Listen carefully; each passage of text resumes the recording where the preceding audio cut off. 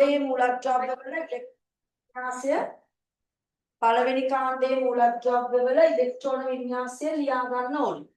හැබැයි ඒ ලියනකොට අවසාන ශක්ති මට්ටමට එන්නේ එකනේ නේද? අන්න එක ලයින් එකේ එන්න ඕනේ. ඒ ටික බලන්න සම්බන්ධතාවයක් තියෙනවා උතන. මොකද්ද සම්බන්ධතාවය? පළවෙනි එකේ එකයි හයිඩ්‍රජන්ගේ 2 1 2 8 1 2 8 8 1 නේද? එතකොට කාටද අවසාන ශක්ති මට්ටමේ ඉලෙක්ට්‍රෝන ගානට ගැලපෙන්නේ? අන්න බලන්න සම්බන්ධය. මෙන්න මෙතන රෝගිලක්කමින් ඉන්නව එක නේද? කාණ්ඩ අංකය. උතේ ඔන්න පොඩි සම්බන්ධයක් අපි ඉගෙන ගන්නවා. පළවෙනි කාණ්ඩයේ මූලද්‍රව්‍ය වල අවසාන ශක්ති මට්ටමේ තියෙන්නේ ඉලෙක්ට්‍රෝන 1යි. එහෙනම් යම්කිසි මූලද්‍රව්‍යයක අවසාන ශක්ති මට්ටම බැලුවම එයා ඉන්න කාණ්ඩය ඔයාට කියන්න පුළුවන්. එක නම් එකේ ඉන්නේ නේද? බලන්න දෙවෙනි එකටත් ඒක හරියනවාද කියලා. හරි දැම්ම ලියන්න එපා පොඩ්ඩක් කියන්න. මම පෙන්නුවන් පස්සේ ආයෙත් පස්සේ ඔක්කොම ටික ලියාගෙන යනවා. මම පොඩි ටයිම් එකක් දෙනවා. හරි? රයිට්. බෙරලියම් අංක 4නේ. නේද? 2 2.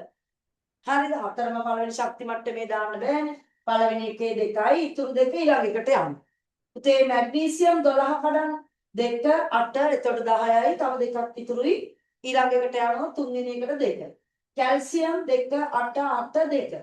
අන්න ඔයා දැන් මෙතන එක ලියපු පෑනෙන් නැතුව ඔයාට පුළුවන් පෑන මාරු කරලා දෙකේ ඉලක්කම වෙන කලර් එකකින් යන්න.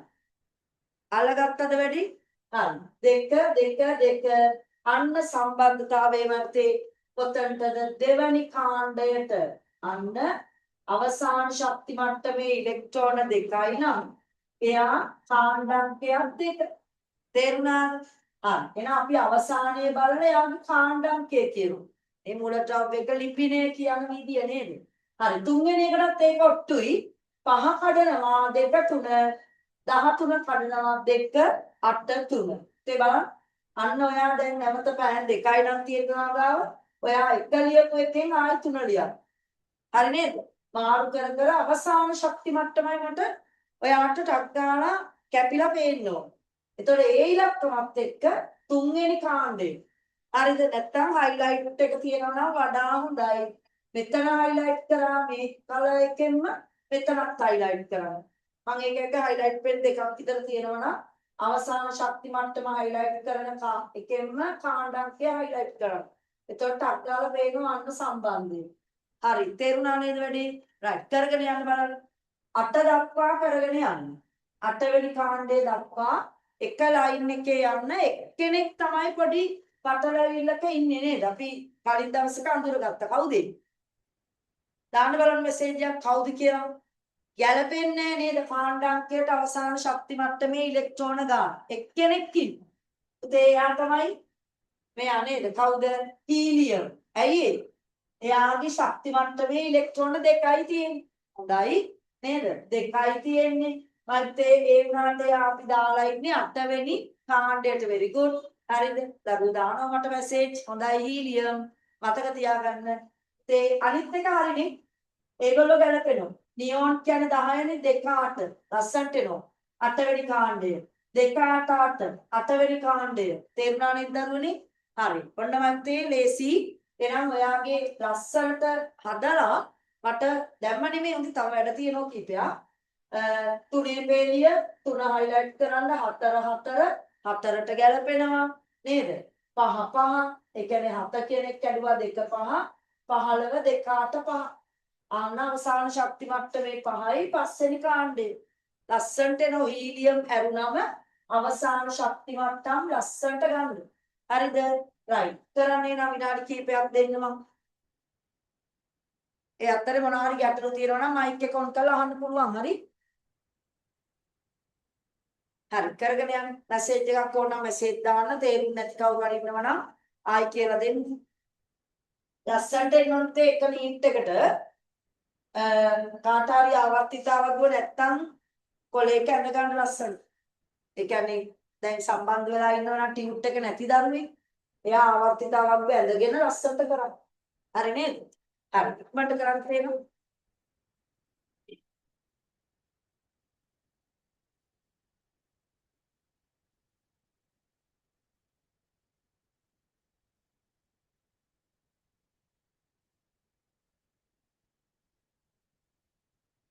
කැමරා එක ඕනනම් අරගන්න. මට මූණුවක් පේන්නේ නැහැ නිකන් ඔහෙ උගන්නනවා. ලැජ්ජයි. මේ හොඳයි නේද? පේපර් එකක් තුලක් කතා කරද ඇති අපිට. පන්තියේ ඉන්නවට වැඩිය හොඳයි කියලා හිතෙනවා. තනියෙන් වැඩේ කරනවනේ උගල. උතේ මේ අනිත් එක තමයි ඔහොමම ඔයගොල්ලෝ ඔක ලියන අතරේ අහන්න මේ ඔයාලට දැන් මෙහෙම ඉතින් එච්චර හොඳක් නැහැ.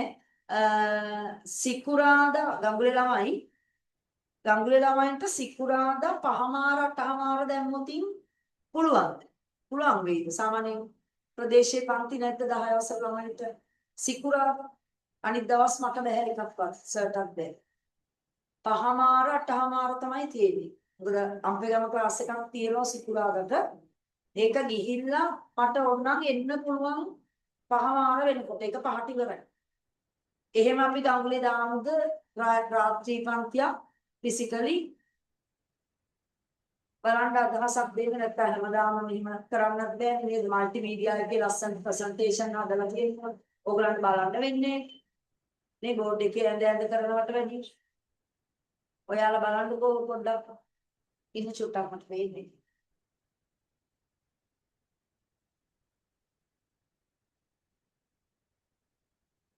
මැත්ස් ක්ලාස් එකක්ද සිකුරාදා? ඒ කියන්නේ නේද? මොකද කරන්නේ? දැන් සෙනසුරාදාටත් බැහැනේ ඔයගලන්ට ගෙදර ක්ලාස් එකකටවත් එන්න.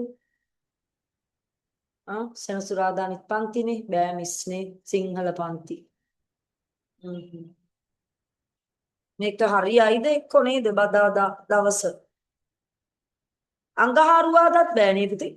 අඟහරුවාදාත් බෑ නේද ගංගුලි ළමයින්ට? මට නැත්තම් අඟහරුවාදා පුළුවන්. සරුත් නිකන් ඉන්නේ. ඒ කියන්නේ මට 6 වසර විතරයි අඟහරුවාදා ගංගුලේ තියෙන්නේ. එදාටත් බෑද ඔයගලන්ට ගංගුලි ළමයි? පුළුවන්. පුළුවන් කියලා දානවා සමහර අය. අඟහරුවාදා අපිට උඩ හෝල් එකේ ඉඩ තියෙන ඕනතරම් ගංගුලේ. පන්තිය තිවිච්ච තැනම 6 වසරේ ළමයි අනිත් පැත්තට ගන්න පුළුවන් එහෙම උනොත්. අඟහරුවාදට පුළුවන් නේද?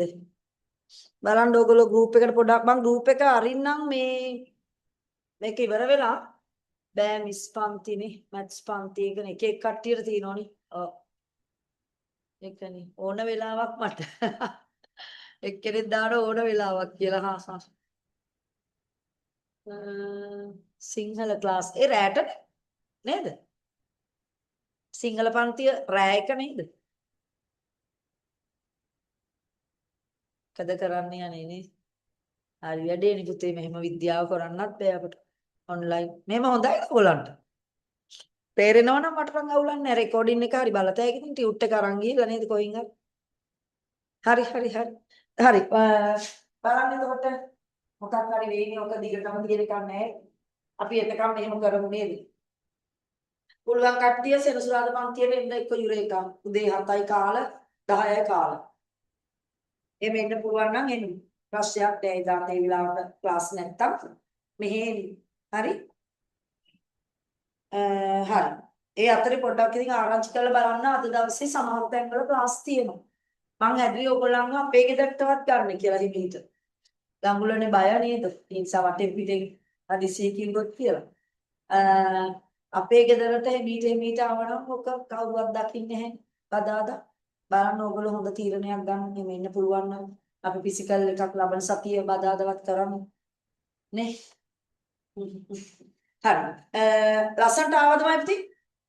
ලස්සන්ට පේලියට එකේ පේලිය, දෙකේ පේලිය, තුනේ පේලිය එක ලයින් එකේ ලස්සන්ට එන්න ඕන.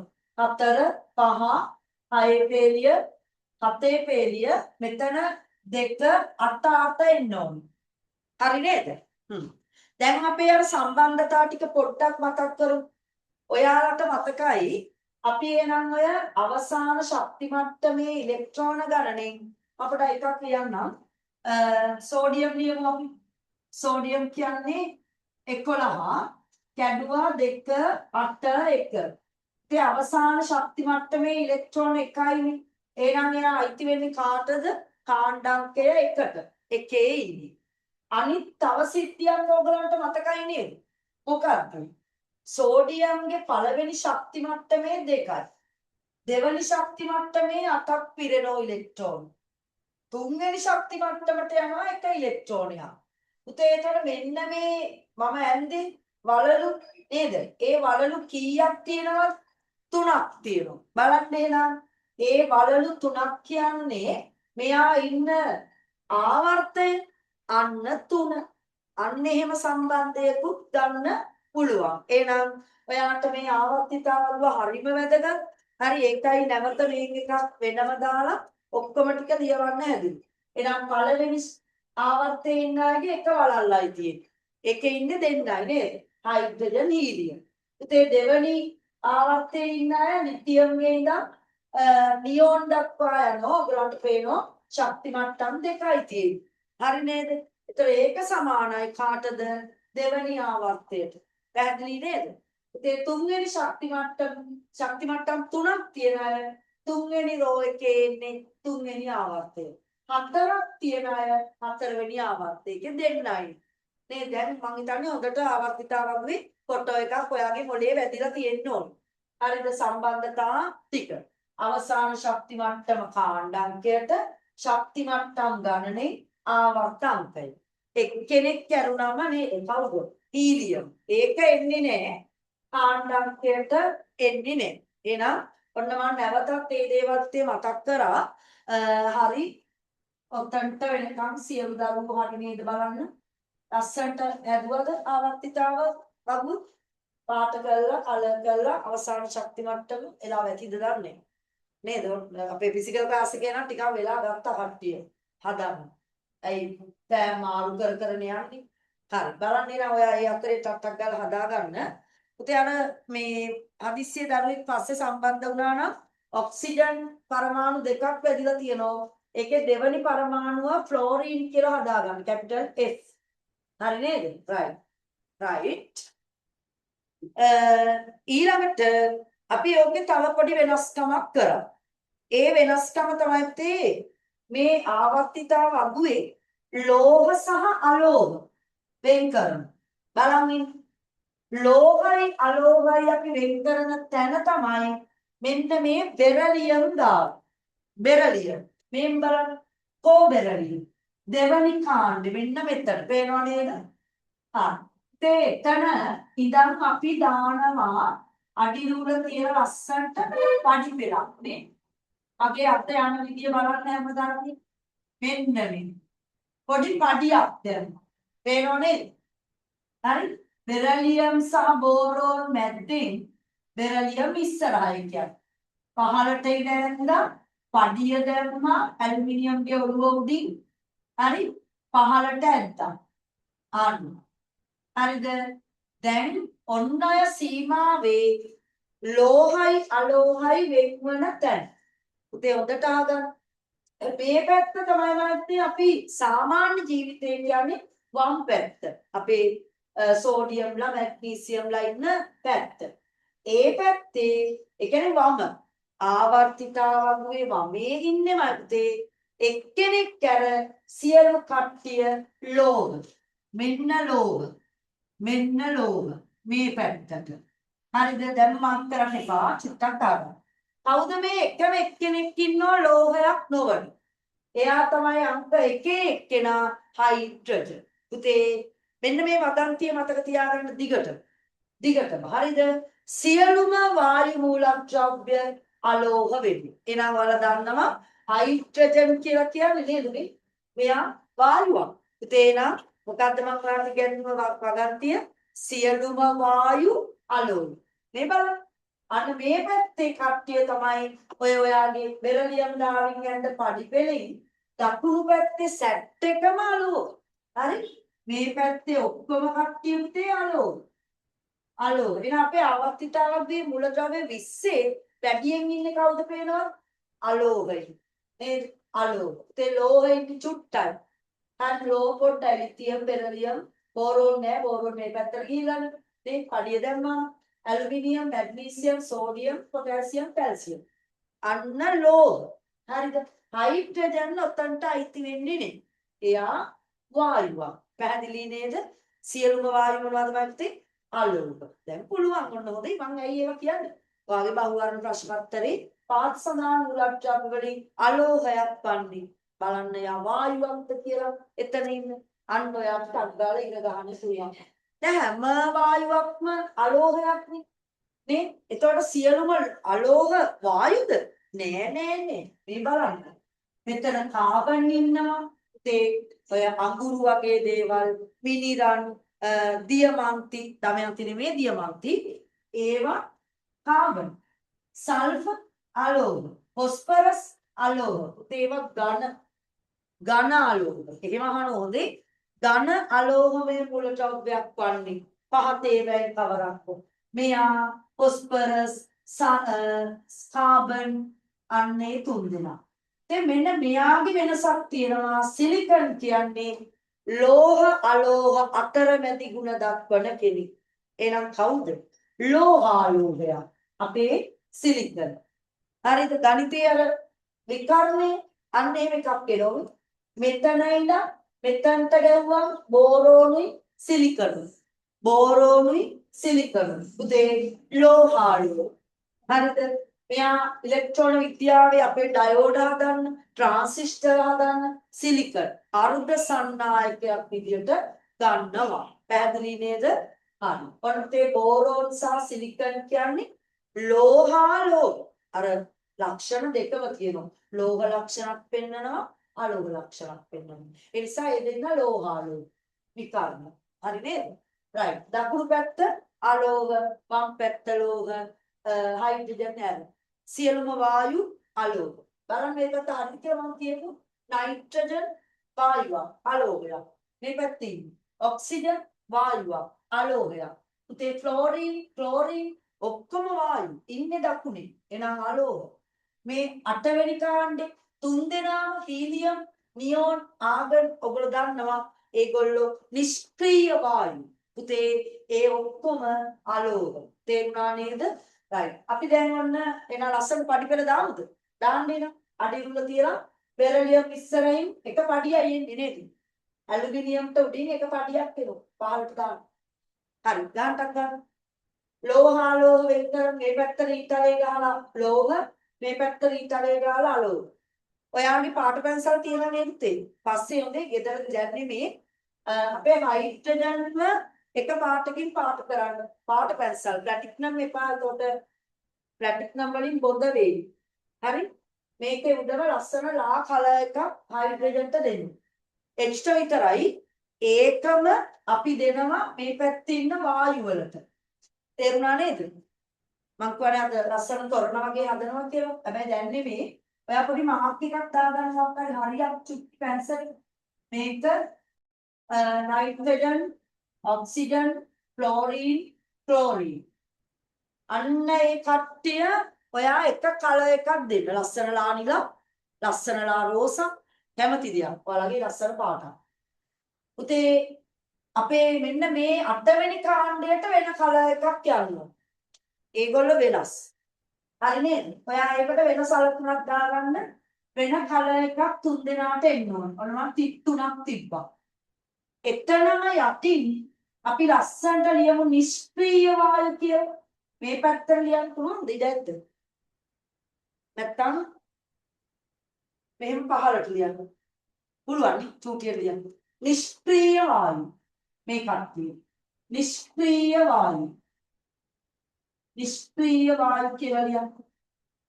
අන්න 8 වෙනි කාණ්ඩය නිෂ්ක්‍රීය වායු. පාට මාරු කරලා ලියමු අපි. හරිද? බෙරිලියම් ගාවින් පඩිපෙළ දාන්න. මේ පැත්ත අලෝහ ඊතලේ ගහන්න. මේ පැත්ත ලෝහ හයිඩ්‍රජන් හැර. හරිනේ? ඔයාට ඕන නම් මෙතන චුට්ටක් ලියලා තියන්න. H හැර කියමු. H හැර. හරිද මත්ති? හරි.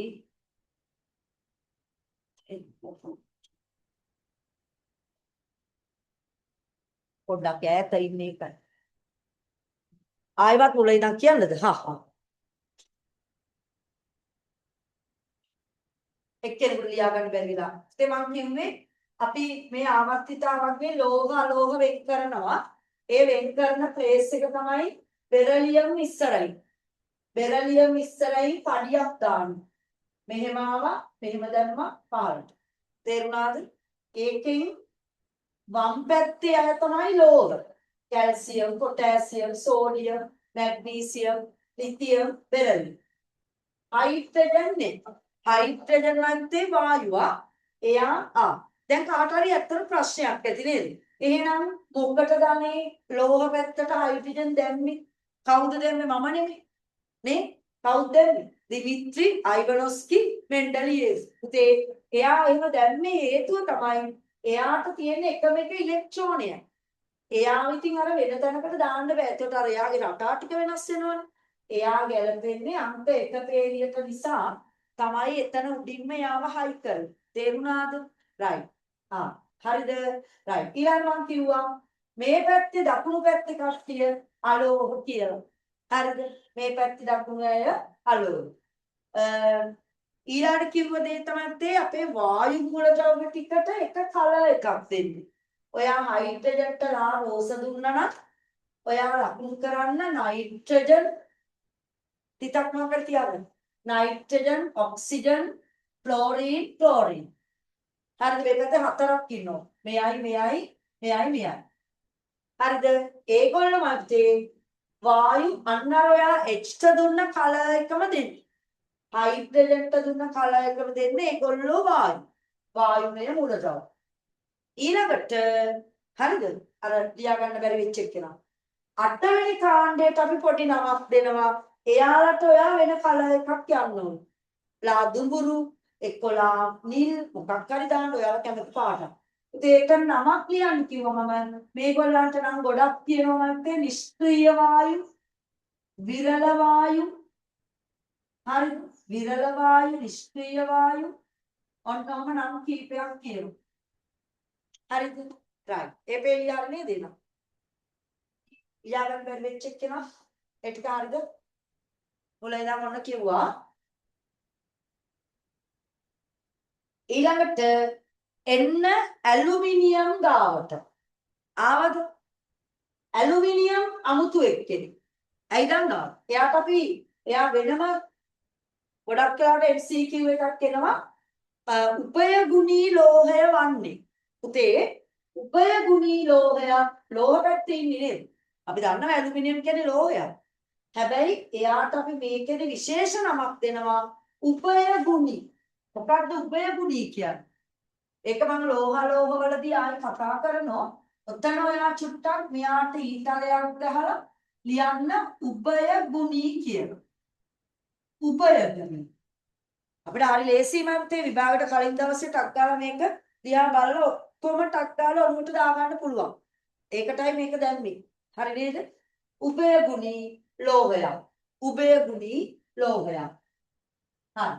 එයා හරි මේ පේලිය හරි. හරිද? ලිව්වද? 7 එකට එන්න 7 කාණ්ඩෙට.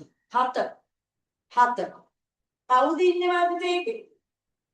දෙන්නෙක් ඉන්නවා. ෆ්ලෝරින් ඉන්නවා, ක්ලෝරින් ඉන්නවා. හරි නේද? අන්න ඒගොල්ලන්ට අපි නමක් දෙනවා. ඕකේ. ඔයාගාව පාට පෑන් තියෙනවා නම් ලියන්න. මේක නැත්නම් එක ගොඩේනේ. නේද? මෙතන කට්ටියට අපි නමක් දෙනවා හැලජන. ඇහුණා? හැලජන. මෙන්න හැලජන.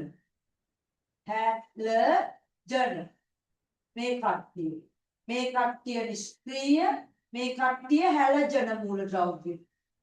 හැලජන අමුතු නම් ටිකක් එන්නේ නේද? හැලජන. හරිද පුතේ? මේගොල්ලෝ නිෂ්ක්‍රීයයි. 7 වෙනි කාණ්ඩය හැලජන මූලද්‍රව්‍ය, ඇලුමිනියම් උභයගුණී. හරිනේ? right. ඊළඟට අපි එනවා පළවෙනි කාණ්ඩයට. පළවෙනි කාණ්ඩය මම ඔන්න ලෝහ කියන එක වැක්කුවා පොඩ්ඩක්. මෙතන ඔයාලත් ඒක අස්සෙමත් දන්නේ නැහැ නේද මං ගමු. බලන්න. පළවෙනි කාණ්ඩේ ලෝහ වලට පුතේ නමක් දෙන්න යන්නේ. ලියා ගන්න හැමෝම පළවෙනි කාණ්ඩේ ලෝහ වලට කියනවා ශාර ලෝහ කියනවා. අල් කයන්න ශාර ලෝහ. ඒවා ආයි ඔයගලගේ ඔය පාඩමේම අන්තිම හරියේ එන හොඳේ මොකද වෙනම පාඩමක් තියෙනවා ඔය ටියුට් එකේ ඒ ටික දාලා නේ ඒක වෙනම දෙනවා ඔයගලන්ට. හරි? ක්ෂාර ලෝහ වතුරේ දිය වෙන ලෝහ මට්ටේ. එතකොට ක්ෂාර ලෝහ වලට හයිඩ්‍රජන් අයිති වෙනවද? කතා කරලා කියමු. නෑ. ඇයි? එයා අලෝහයක්. නේද? එහෙනම් ලිතියම්, සෝඩියම්, පොටෑසියම් දැන් පාඩම් කරගන්න. කවුද ක්ෂාර ලෝහ? ලිතියම්, සෝඩියම්, පොටෑසියම් ක්ෂාර ලෝහ මැත්තේ හොඳට වතුරේ ඉක්මනට දිය වෙනවා. ඔයාලා දන්නවා සෝඩියම් කෑල්ලක් වතුරට දැම්මම නේද? උඩ පාවෙමින් කොහොම තාම දන්නේ නැතුව ඇති. 10 වසර තියෙන ඒවා. සෝඩියම් ගිනි ගන්නවා මැත්තේ එක තැනකදී නැවතුනොත් ගිනි ගන්නවා. හරිද? නැවතුනොත් ගිනි ගන්නවා. එයාටත් වැඩිය සරයි පොටෑසියම්. හරි පහළට එන්න සරගතිය වැඩි. හොද්දට වතුරේ දිය වේ. භස්මයක් හැදෙනවා. සෝඩියම් හයිඩ්‍රොක්සයිඩ් හැදෙනවා. ලිතියම් හයිඩ්‍රොක්සයිඩ් හැදෙනවා. උතේ පොටෑසියම් හයිඩ්‍රොක්සයිඩ් හැදෙනවා. හරිද? හයිඩ්‍රොක්සයිඩ් පස්සේ එනවා මේවා මගේ කටින් ගොඩක් කියවෙනවා. දැනට නොතේරෙනවා නම් අවුලක් නෑ හොඳේ. KOH potassium hydroxide, sodium hydroxide, the OH තියෙන ඔක්කොම භස්ම එහෙනම් ලෝහ වතුරේ දිය වෙලා මක්කද හදන්නේ භස්ම. දැන් පුරුවන් දරුවෝ මතක තියාගන්න. ලෝහ වතුරේ දිය වෙලා භස්ම හදන්නේ. ක්ෂාර ලෝහ කියන්නේ ඉක්මනට වතුරේ දිය වෙලා. හරි. ඉතින් දෙවැනි කාණ්ඩයට නම දෙමු. දෙවැනි කාණ්ඩයට ඒගොල්ලන්ට කියන නම තමයි අපි ක්ෂාර පාංශු ලෝහ. ක්ෂාර පාංශු ලෝහ ලියා ගන්න. ක්ෂාර පාංශු ලෝහ පස්වල ඉන්නේ. පස්වල. හරිද? ක්ෂාර පාංශු ලෝහ. ඒවා වතුරේ දිය වෙන්නේ නැහැ. ක්ෂාර ලෝහ තමයි හොඳට දිය වෙන්නේ. මැග්නීසියම් එහෙම වතුරේ දැම්මම තේ මැග්නීසියම් පටිය එහෙමම තියෙනවා. තේරුණා? හරි. ක්ෂාර පාංශු ලෝහ ඔන්න එක එක කට්ටියට එක එක නම් දුන්නවා නේද? පළවෙනි කාණ්ඩය ක්ෂාර ලෝහ කාණ්ඩය. හයිඩ්‍රජන් ඇර. දෙවෙනි කට්ටිය බෙරිලියම්, මැග්නීසියම්, කැල්සියම් ක්ෂාර පාංශු ලෝහ. තේරුණාද? right. ඊළඟට හත්වෙනි කාණ්ඩය මොකක්ද? හැලජන කාණ්ඩය. අටවෙනි කාණ්ඩය නිෂ්ක්‍රීය වායු කාණ්ඩය. නේද? පුළුවන් නේද? right. ඇලුමිනියම් කවුද? උභයගුණී ලෝහයක්. හරිද? ලෝහා ලෝහ දෙකක් කිව්වා මම එක ලිව්වේ නෑ. ඔයා ඒක මේ කැන්සලෙන් අත්දෙන්න ගන්න. පොඩක් පාන් කරගන්න. ඒ දෙන්නට එක කලර් එකක් දෙන්න. බෝරෝන් සහ සිලිකන්. ඔන්න ඊළඟ ෆිසිකල් ක්ලාස් එකකදී මම බලනවා ලස්සනට හදලා තියෙන්න ඕනේ. හරිනේ? බෝරෝන්ට දෙන පාටම මෙයාටත් දෙන්න. ඒගොල්ලෝ කවුද අර ඔනාර පොඩි සුචියක් දාන්න පුළුවන් නේද? ඔයා දාන කලර් එක දාලා කවුද යා? ලෝහාලෝහ. ඔයාලා අලෝහ මුල් මේ වායු වලට දුන්න පාට මොකද්ද? ඒගොල්ලෝ වායුමය අලෝහ. හරිද? ඊළඟට එමෙම කලර්ස් දීලා ලස්සනට හදාගන්න. හරිනේ? right. තව ටිකකින් ආපහු ලොග් අවුට් වෙයි.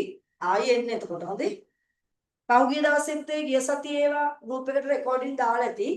බැලුවේ නැති අය ඒව බලලා කම්ප්ලීට් කරගන්න. ඒ දේවල් ටික මම අර පළවෙනි පාඩමේ පරීක්ෂණ ටික තමයි ඉවර කරේ. ඒක එකක් මම හිතන්නේ ලියනකොට අපි ගියා නේද? කාබන් තියනවා කියන එක. ඒක අච්චුපතෙන් බලලා ලියා ගන්න. කියලා දුන්නා ලියනකොට ලියන්න වෙලාව තිබුණේ නැහැ. ඒ නිසා ඒක ලියා ගන්න අර සුදු කඩදාසියක නේද? රත් කරලා අඟුරු කෑල්ලකින් ඇඳා වගේ කාබන් තියනවා කියලා අපි කිව්වේ දැන්. හරි. බලන්නේ නම් ওই ටික ඉක්මනට හදාගන්න. මොකද පුතේ මැසේජ් එකක් දැම්මේ මම එනකොට ඒක ගියා. බලන්න.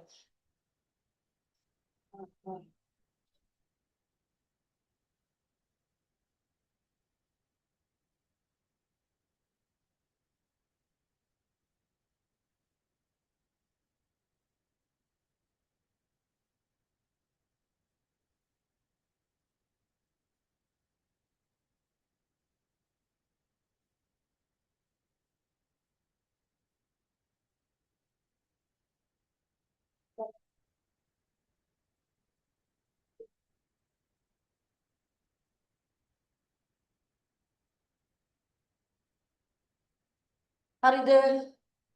බලන්න ඉවර කරාද කියලා.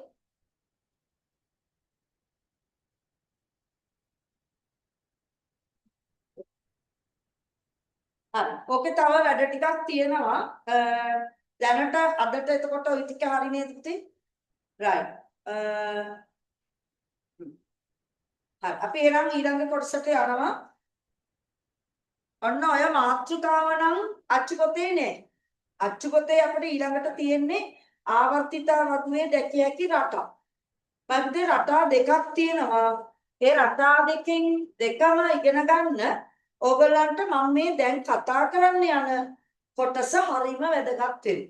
ඒ නිසා කෙලින්ම රටාවලට යන්න නැතුව එහෙම ගියාම ඕගොල්ලන්ට තේරෙන්නේ. ඒ නිසා චුන්දි පොඩි පාඩමක් දැම්මා මාතෘකාව අයන නේද? බලන්න තියෙනවද කියලා ආවර්තිතාව කොට ඊට පස්සේ වෙලී අයන. හරි. මේක හරිය නේද? කම්ප්ලීට් නේද සියලු දෙනා? හරි. මම මේකම ගන්නවා දැන් ආවර්තිතා වගුව. හොඳට බලාගෙන ඉන්න මොකද කරන්න කියලා. හරි. මේ ටික මම කරනවා.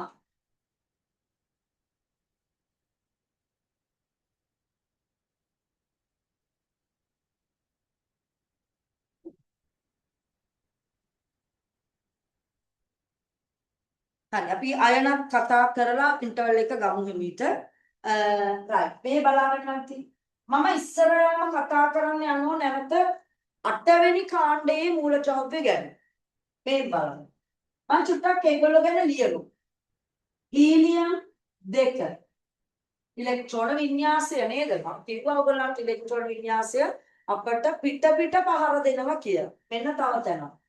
ඉතින් නියෝන් අපි ගත්තොත් 2 8 ඊළාට ආගන් 2 8 8 බලන්න ඉන්න. අවසාන ශක්ති මට්ටම 8යි. නියෝන්ගේ 8යි. හීලියම්ගේ පුතේ 2යි.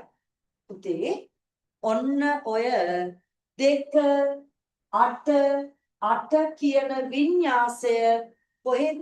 අවසාන ශක්ති මට්ටම 8 නම් 2 නම් හරිද? විශේෂයෙන් 8 තමයි ප්‍රධාන. එහෙනම් අපි යන්නේ මූලද්‍රව්‍ය වලට නමක් දෙනවා දරුවනේ ස්ථායි වින්‍යාස කියලා. මම ලියන්නම් ස්ථායි වින්‍යාස. ස්ථායි වින්‍යාස. පුතේ ඒගොල්ලන්ට නම් අපි තව නමක් දෙන්නේ ස්ථායි මූලද්‍රව්‍ය. මොකක්ද සාමාන්‍යයෙන් සිංහල වල ස්ථායි කියන්නේ? කම්ප්ලීට් කියන්නේ නේද? ඒ කියන්නේ සම්පූර්ණයි. එන අවසාන ශක්ති මට්ටම සම්පූර්ණයි නම් ඒ කියන්නේ මොකද්ද? 2 1 8. මොකද්ද සම්පූර්ණයි කියන්නේ? 2 හෝ 8 නම් අවසාන ශක්ති මට්ටම. ඉතින් අපි කියනවා ස්ථායි මූලද්‍රව්‍ය, ස්ථායි වින්‍යාස දරන මූලද්‍රව්‍ය කියලා. මම සාමාන්‍ය ජීවිතේ ඔයගලන්ට කියන්නේ ඒ කට්ටිය අර වෙන කට්ටියත් එක්ක කිසිම සම්බන්ධයක් නැහැ. නිකන් හරියට එන ආඩම්බරෙන් ඉන්නේ. ඇයි ඉලෙක්ට්‍රෝන අතින් හරි පෝසත්මයි පුතේ. අන්න අපේ වචනයක් දාගමු. පෝසත් මූලද්‍රව්‍ය. තේරුණාද? ඒගොල්ලෝ පෝසත් කට්ටිය. හරිද? නිකන් අපි කියනවා රහත් වෙච්ච අය. පන්සලේ කට්ටිය. ඔන්න මම කියන ඕන එකක් ඔයාලා හදාගන්න. අන්න පන්සලේ කට්ටිය රහත් වෙච්ච අය. ඒ කියන්නේ වෙන මුකුත් ආශාවල් අර වෙන මුකුත් නෑ මන්ති. ඔය නිකන් සිල් ගත්ත කට්ටිය වගේ. හරි කාගෙන්වත් මුකුත් ඉල්ලන්නෙත් නෑ. නේද? දැන් නම් පන්සල් වල කට්ටිය එහෙම නේ.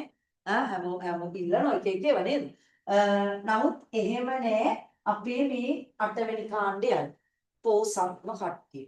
පුතේ හැබැයි අනේ දෙයියනේ නේද? මේ පැත්තේ ඉන්න එකේ පළවෙනි කාණ්ඩය අය, දෙවෙනි කාණ්ඩය අය, 3 4 7 දක්වා. පුතේ ඒගොල්ලෝ අපි ටිකක් කියමු මේ කට්ටිය වුණ අතේ කට්ටිය. අපි ෆ්ලෝරින් ලියුවොත් ඔයාලට පේනෝ නේද මම මේ මෙතන මේකෙම ලියලා තියෙන එක. ෆ්ලෝරින් 2 7 2 8 7 නේ? මෙතන 2 6 2 8 6. ඉතින් ඔන්න ළමයි 2ක් නෑ 8ක් නෑ අවසාන ශක්ති මට්ටම. පුතේ ඒගොල්ලෝ පෝසත් නෑ නේද? පෝසත් නෑනේ. එහෙනම් පෝසත් නැති කට්ටියට අපි මොකද්ද කියන්නේ? දුප්පත් අය. අපි ඒ වුණාට අපේ ආවර්තිතාවක් වෙනම වෙනස්. මේගොල්ලන්ට ස්ථායි කිව්වනේ. එහෙනම් ඕගොල්ලන්ම කියන මට මේගොල්ලෝ අස්ථායි. නේද? පුතේ මේගොල්ලෝ අස්ථායි. හැබැයි ඔයාලා කියන්න නැත්තේ මට දුප්පත් මිනිස්සු කවුරු වෙන්නද try කරන්නේ? කොහොම හරි පෝසත් වෙන්න. නේද? චුට්ටක් හරි පෝසත් වෙන්න. අල්ලපු ගෙදරට මොකක් හරි ලොකු වාහනයක් ගෙනාවනම් අපි බයිසිකලයක් හරි ගේනවා කියලා අන්න එහෙම හිතන්නේ. කොහොම හරි පෝසත් වෙන්න බලන්න. මොනවා හරි ක්‍රමයකින්. පුතේ right. එහෙනම් මේගොල්ලොත් ඒ වගේ. කවුද මේගොල්ලෝ? අපේ මේ පැත්තේ ඉන්න 1 සිට 7 දක්වා කට්ටිය. 8 පෝසත්නේ. කියන දේ පැහැදිලි නේද? right. මම හිතනවා පැහැදිලි කියලා. අද ළඟ පහත කට්ටිය කවුරුවත් නැහැනේ නේද? ළඟ පහත කට්ටිය හිටියනම් කය ගහනවා. මගෙන් බැනුම් ආනවනේ වුණොත්. හරි අද මොකුත් නැහැ. නිදි නැහැනේ කට්ටියනේ. කොහොම ආගෙන ඉන්න පොඩි කතාවක් කියන්න. උදේ 8 වෙනි කාණ්ඩ කට්ටිය පෝසත් 1 සිට 7 කට්ටිය උන් දුප්පත්. හැබැයි මම කිව්ව රටාව දුප්පත් ඇවුන් පෝසත් වෙන්න හදන. මට ඒක මේ කනුව කියලා. මේ කනුව කියලා. 1 සිට 7 දක්වා ඉන්න කට්ටිය මූලද්‍රව්‍ය මොන කට්ටිය වගේ වෙන්නද try කරන්නේ. 8 වෙනි කාණ්ඩේ වගේ වෙන්නේ. නේද? right. අන්න තේරුණා. හරි මේ පැත්තේ අය මොකකටද try කරන්නේ? හීලියම් වගේ වෙන්න, නියෝන් වගේ වෙන්න, ආගට් වගේ වෙන්න. ඒ කියන්නේ පුතේ අවසාන ශක්ති මට්ටම 2 හෝ 8 කරගන්න. වැඩේ තේරුණාද? right. එහෙම 2 හෝ 8 කරගන්න පුතේ ක්‍රම තියෙනවා. අපි 3ක් තියෙනවා ඇත්තටම ක්‍රම. නමුත් මම අද කියලා දෙන්නේ ඔයගලන්ට 2ක් ගැන විතරයි. හරිද? right. මොකක්ද කියලා අපි බලමු. මේ බලන්න ඉක්මනට බලාගන්න. දැන් තේරෙන්න ඕනේ. හරිද? දැන් මම ඔන්න මූලික දේවල් ටික කිව්වා. දැන් ඔයාට මම කියන ඒවා ටික දැන් හොඳට තේරුම් ගන්න උත්සාහ කරන්න. මම පළවෙනි කාණ්ඩෙටම යනවා මාත්‍ති. පළවෙනි කාණ්ඩේ ඉන්න අපි ගමු ලිතියම්, සෝඩියම්, පොටෑසියම්, හයිඩ්‍රජන් පොඩක් තියන්න. එයා නිකන් චුට්ටක් අවුල් වෙන කෙනෙක් හොඳේ. එයා නැතුව අනිත් ඇවුම් ගැන හිතමු. එච් ඕනේ. ලිතියම්. මෙන්න ලිතියම්ගේ මං අඳිනවා ඔයගලන්ට ලිතියම් පරමාණු පියුර. පළවෙනි ශක්ති මට්ටමේ ඉලෙක්ට්‍රෝන 2යි. නේද? දෙවනි රවුමට යනවා නේද අනිත් එක්කෙනා? අන්න අපි අඳින විදිය. දැන් මෙයා කැමති මෙයාට හරි වදේ මොකද්ද? මොකද්ද වදේ? මෙන්න මේ අවසාන ශක්ති මට්ටමේ තියෙන ඉලෙක්ට්‍රෝනය මල වදේ. පෝසත් වෙන්නේ. ඇත්තට මේක ගියා නම් ඒක කවුරු වගේද නැත්තේ? හීලියම් වගේ. වැඩේ තේරුණා? අන්න එහෙනම් සෝඩියම් ගැන කියන්න. මෙන්න සෝඩියම් 2 8 1 11. මොකද වදකාරී ඉලෙක්ට්‍රෝනය අවසාන ශක්ති මට්ටමේ 1